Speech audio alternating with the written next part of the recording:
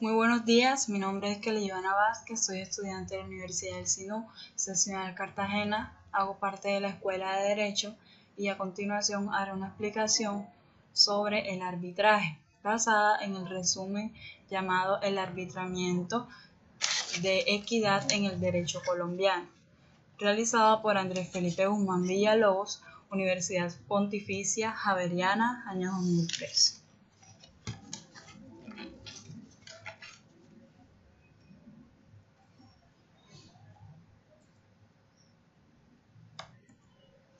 Bueno, para empezar, podemos decir que del arbitraje, que este mecanismo heterocompositivo es una de las primeras formas que aparecen de resolución pacífica y jurídica de conflictos entre las personas. Y a pesar de tenérsele como germen de la institución judicial, no pudo ésta sustituirla en todo, habiéndose conservado en la mayoría de los sistemas jurídicos en razón de su utilidad.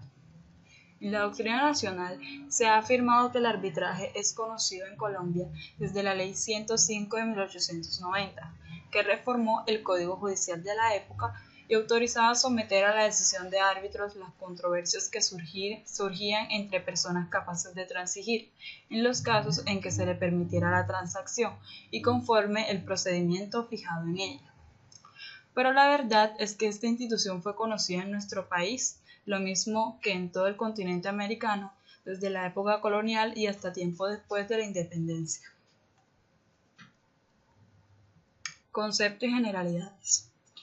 La legislación colombiana, que desde hace tiempo ha previsto la posibilidad de que los particulares recurran a la solución arbitral de sus diferencias, según se ha indicado, apenas define este instrumento a partir de la Ley 446 de 1998, en su artículo 111, definiendo el arbitraje como un mecanismo por medio del cual las partes involucradas en un conflicto de carácter transigible difieren su solución a un tribunal arbitral, el cual queda transitoriamente investido de la facultad de administrar justicia, profiriendo una decisión denominada laudo arbitral. La doctrina constitucional en términos generales ha definido el arbitramiento como un mecanismo jurídico en virtud del cual las partes en conflicto deciden someter sus diferencias a la decisión de un tercero, aceptando anticipadamente sujetarse a lo que allí se adopte. En forma elaborada y en tiempo más reciente, ha dicho que este como mecanismo alternativo de solución de conflictos ha de entenderse como la derogación que hacen las partes involucradas en un conflicto o precaviendo su existencia de la jurisdicción en cabeza del Estado y en favor de un particular, que en este caso sería un árbitro, quien queda investido de la facultad temporal de resolver con carácter definitivo y obligatorio, a través de una decisión denominada laudo arbitral, las diferencias que se susciten entre ellos, postura que ha hecho eco en recientes sentencias de la Corte Constitucional colombiana. En cuanto a algunos aspectos generales del arbitraje, puede destacarse la naturaleza jurídica. Tradicionalmente se han enfrentado varias tesis en la doctrina comparada con respecto a la naturaleza jurídica del arbitraje, las cuales básicamente se recogen en las siguientes teorías escuelas. Primero, escuela contractualista.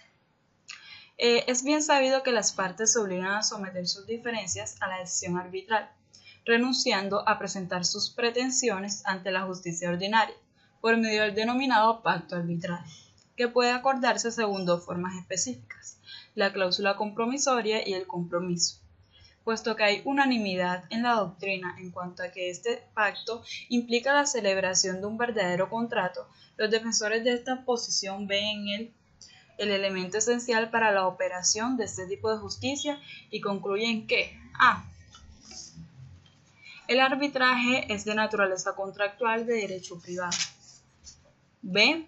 Los árbitros son también personas privadas y el vínculo con las partes es en contienda asimismo de naturaleza privada y contractual. C. Ni el árbitro es juez ni el arbitraje es un proceso jurisdiccional. D. El laudo no es una verdadera sentencia, aunque se asimile a ella, más bien tiene la misma obligatoriedad que tienen los contratos. Segunda escuela, escuela procesalista, llamada también teoría o escuela publicista. Es la postura diametralmente opuesta a la anterior, Sus defensores sostienen que el arbitraje es un proceso jurisdiccional, pues así está autorizado en la ley y reglamentado por ella. Ven en la actuación por medio de árbitros el elemento esencial para la operación de este tipo de justicia y concluyen que a. El arbitraje es un proceso jurisdiccional, no obstante requiera para operar habilitación de las partes por medio del pacto arbitral. B. Los árbitros son verdaderos jueces, pues estos por ministerio de ley ejercen transitoriamente la función pública de administrar justicia. C. El laudo o fallo arbitral es una verdadera sentencia para todos sus efectos. Y D. Recaen sobre este mecanismo todas las consecuencias jurídicas que derivan de los anteriores postulados, como por ejemplo, el que la responsabilidad de los árbitros sea la misma que la de los jueces de la República.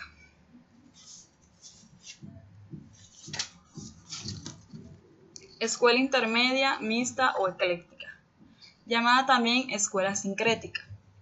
Opinan sus defensores desde un punto de vista intermedio que en su naturaleza jurídica el arbitraje participa simultáneamente de las dos teorías anteriores, pues ven tan cierto el hecho de que sea la propia ley la que autorice este mecanismo de solución de conflictos, otorgándole la calidad de proceso jurisdiccional y el laudo proferido los efectos y la ejecutabilidad de una sentencia judicial, como el de que sin pacto arbitral en el que se manifiesta el querer de las partes, este no se pueda dar. Bien, ahora pasamos a las clases de arbitraje. Las clasificaciones que se hacen al arbitraje pueden ser en cierta forma artificiales, porque en cuanto a esquema procesal único y abstracto, no las admitiría, tanto así como no las admite el proceso ordinario. Sin embargo, este tipo de clasificaciones abundan, siguiendo distintos criterios y no dejan de tener alguna utilidad pedagógica. En este orden de ideas, podemos clasificarlos en grupos, y el primero sería el grupo según el fundamento del laudo. Dice el artículo 111 de la Ley 446 de 1998 que, de acuerdo con el fundamento de los árbitros tengan en sus decisiones, el arbitraje puede ser en derecho, en equidad o técnico. El arbitraje en derecho.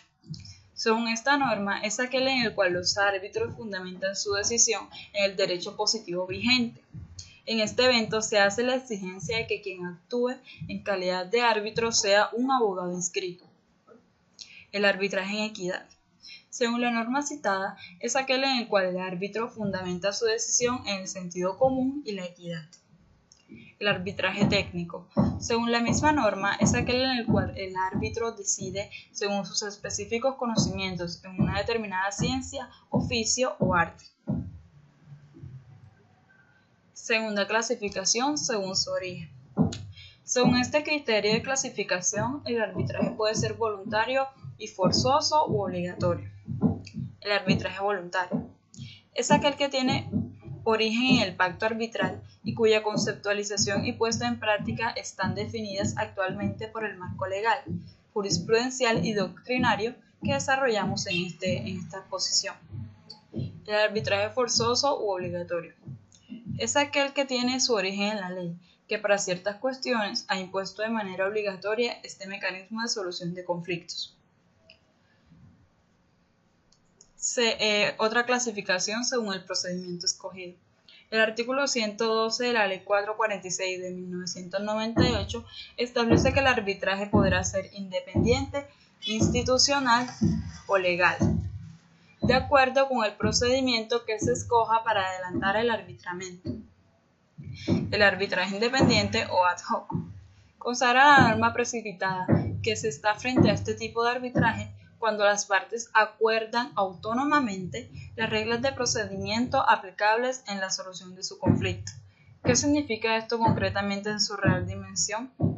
Es evidente que se está autorizando a las partes en contienda para que realicen algún tipo de acuerdo en lo que a las reglas de procedimiento aplicable a la solución arbitral se refiere. No cabe la menor duda, máxime si se mira esta disposición en concordancia con lo previsto en el numeral tercero del artículo 13 de la Ley 270 de 1996 o estatutaria de la Administración de Justicia, que establece que tratándose del arbitraje, las leyes especiales de cada materia establecen las reglas del proceso sin perjuicio de lo que los particulares puedan acordarlas. Pero, Entonces debe entenderse esta normatividad como que se está otorgando permiso a los particulares para inventar un procedimiento con miras a sustituir o variar las reglas procesales preestablecidas por el legislador, o simplemente en el sentido de que pueden escoger algún tipo procedimental entre los ya existentes. La jurisprudencia ha hecho recibo de lo conceptuado por la Corte Constitucional, que en aplicación del control previo de constitucionalidad a la ley estatutaria de la Administración de Justicia, ha previsto para este tipo de legislación en el artículo 153 de la Constitución Política. Y con respecto a la disposición contenida en el numeral citado, dijo que los particulares, en aquellos casos no previstos por el legislador, pueden fijar sus propias reglas para el ejercicio de su labor de impartir justicia, siempre y cuando se ajusten a los parámetros establecidos en la Constitución y en la ley, dejando a la voluntad privada como supletiva de la del legislador. El arbitraje institucional. Dice la norma citada como fundamento de esta clasificación respecto a este tipo de arbitraje que es aquel en el que las partes se someten a un procedimiento establecido por él dentro del arbitraje. El arbitraje legal. Dice la precipitada norma que es aquel que se da cuando no se opta ni por el independiente ni por el institucional y se realiza conforme a las disposiciones legales vigentes. Según el ámbito territorial, que sería la última clasificación. Según este criterio, el arbitraje puede ser nacional o doméstico e internacional. El arbitraje nacional o doméstico es aquel que se presenta cuando se refiere a conflictos entre partes sujetas a determinada ley nacional y respecto de bienes o intereses radicados en el país de que se trate, el cual se lleva a cabo dentro de dicho país y con sujeción a su propia legislación. El arbitraje internacional. En oposición al anterior, es aquel que se presenta cuando están involucradas personas o bienes de distintos países o sujetos a legislaciones de diferentes estados, adelantándose el proceso en cualquier lugar y con sujeción al derecho internacional. Muchas gracias.